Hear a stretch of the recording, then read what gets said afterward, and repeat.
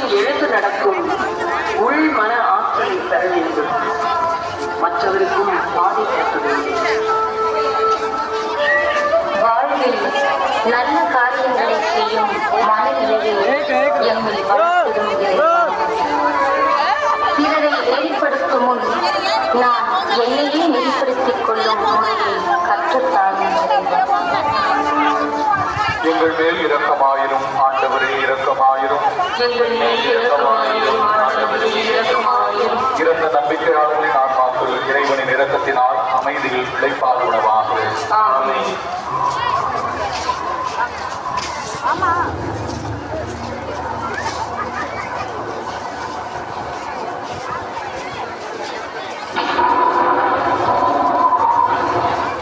மீட்பரான் இயேசுவின் கல்வாரி பயணத்தில் 8ஆம் நிலை.